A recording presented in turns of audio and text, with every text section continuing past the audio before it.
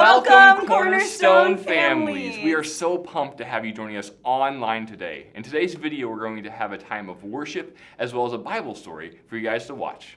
And afterwards, you can check out our Cornerstone Kids Facebook page to find the parent guides for today's lesson. Make sure you gather as a family and go through those activities and questions together. Yeah, now let's hop into worship.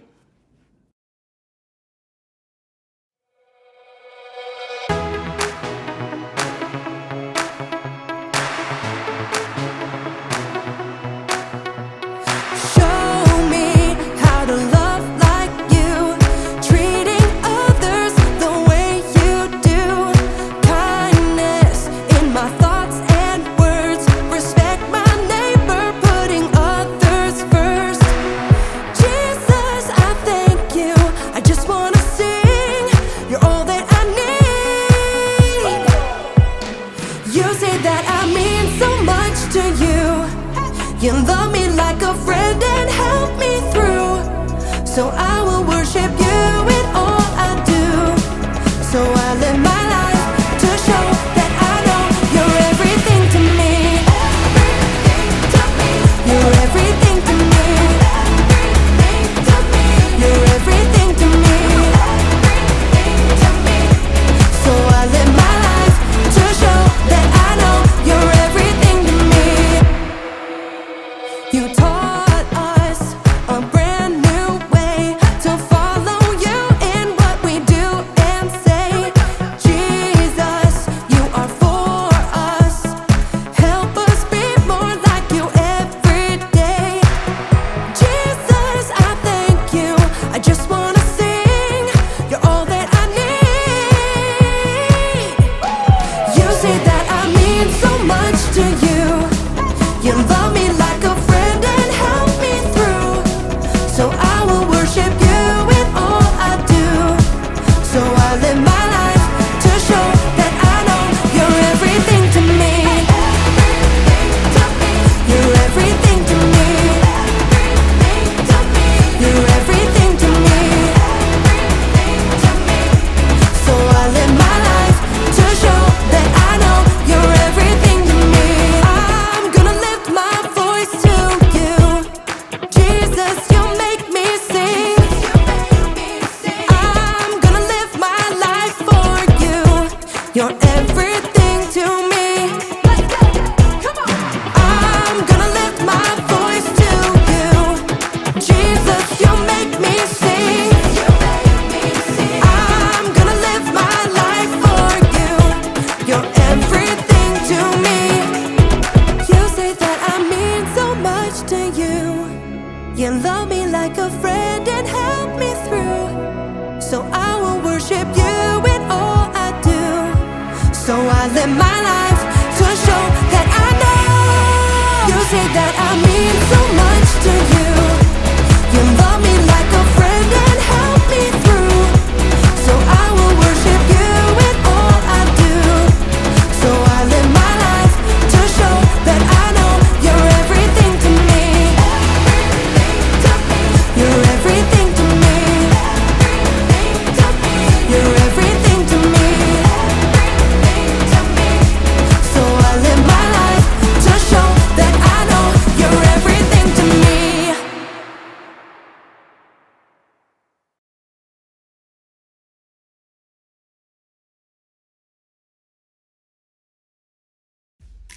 Hey, welcome to Story Lab. Skylar, I got your beakers. Oh, thanks. Hey, could you finish this? Sure? Awesome. Trade ya. This week, we're talking about respect, while we take a look at something amazing Jesus said. What am I even doing?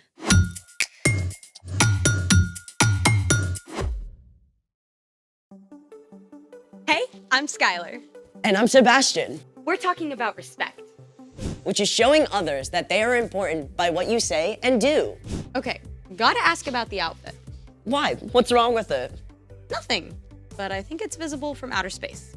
I'll admit, stripes and plaid usually don't get along. I wore this in honor of Opposite Day. Opposite Day is a thing? Yeah, it's on January 25th, but I just found out about it. To celebrate, I've even made a list of things that don't usually get along. Let's hear it. Number 1, cats and dogs.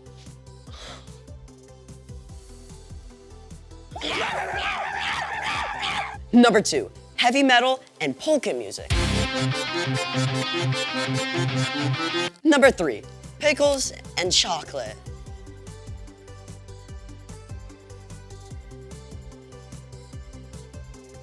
Want a bite? No thanks.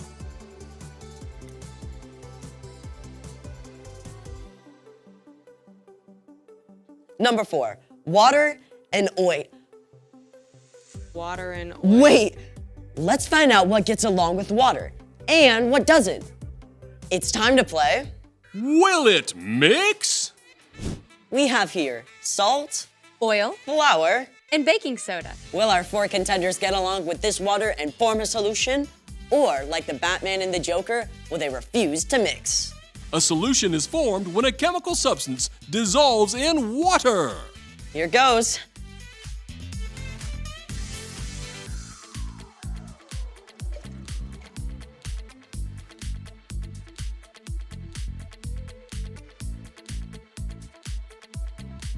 It appears that our salt and baking soda have completely dissolved in the water.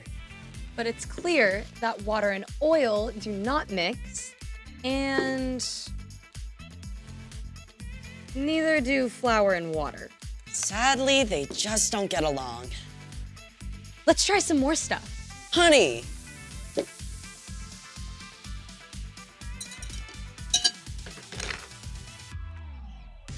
Yep. Pepper. Nope. Sprinkles.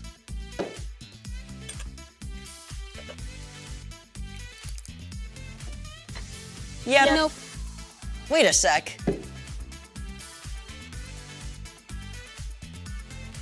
I think the color is dissolving off the sprinkles. But the actual sprinkles don't mix. So it's a yeah, no. Or a no, yep. Those are 2 words that don't get along. It's time for The story before the story. Today, we're in Matthew, the very first book in the New Testament. But before Matthew, in the very beginning, out of a deep, deep love, God made an amazing world. But when people turned away from God, the world was broken. God made a plan to draw people back into relationship. So at the right time, God sent a tiny baby to be born in the small town of Bethlehem, God's very own son, Jesus. When Jesus grew up, he began to travel from town to town, teaching and healing. And everywhere he went, huge crowds gathered because Jesus spoke with more authority than any other teacher ever. Which is where our story starts. Take it away. Hey everyone, I'm Erica. You know, one day, Jesus sat down on a hillside in Galilee to teach his disciples, but it wasn't long before many people joined the crowd. They were amazed at what Jesus said. His teaching went beyond anything they'd ever heard before. Blessed are those who are humble. They will be given the earth. Jesus claimed that people who are sad or humble or hungry or those who suffer for doing what's right are actually blessed. He said his followers are like salt and light. He said that calling someone a fool is just as bad as, get this, murder. It all added up to one thing. What's on the outside matters much less than what's on the inside, what's in your heart. People squeezed closer to hear as Jesus continued. You have heard that it was said, love your neighbor, hate your enemy. But here is what I tell you. Love your enemies. Pray for those who hurt you. What? Up to this point, most wise teachers and philosophers had agreed that you should not hurt someone unless they hurt you first. Then you had every right to get back at them. If someone punched you in the mouth and knocked out a tooth, you could punch them and knock out their tooth. If they said something mean to you, then you should shout something just as mean back at them. But Jesus taught a new way of understanding. Love your enemies.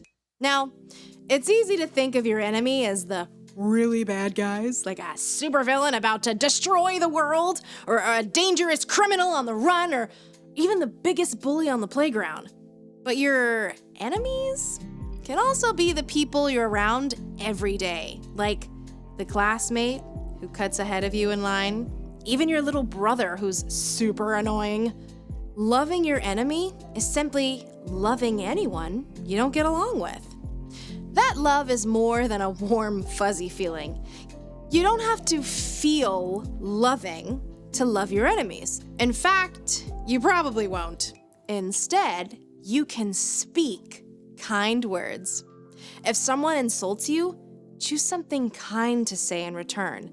Don't grumble and complain about them behind their backs. In fact, you can show respect.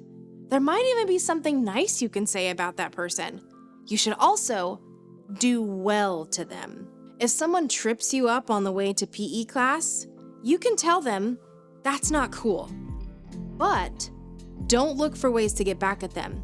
And most important of all, pray for them.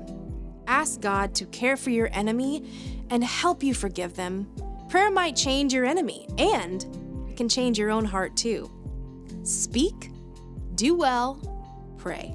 When we love our enemies like that, Jesus went on to say, Then you will be children of your Father who is in heaven.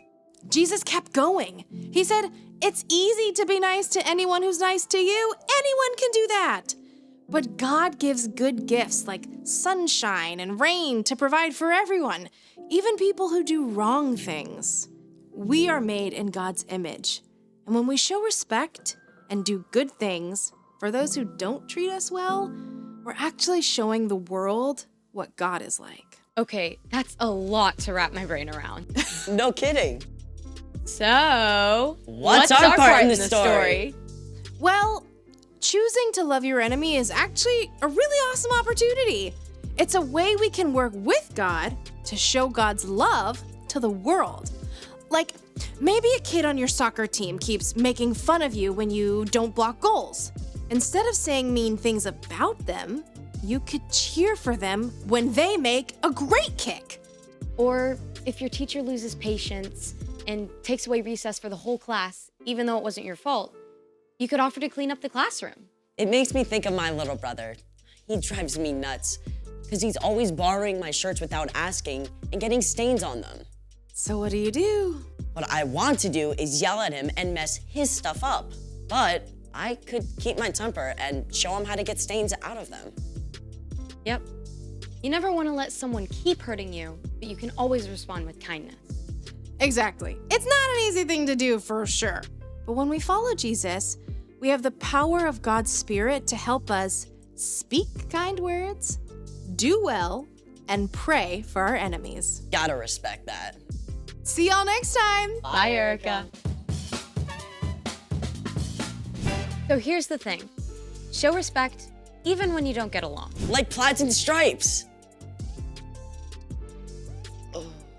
Ew, what is this? Fur. My dog is shedding. Oh. Hey, will it mix? Dog fur.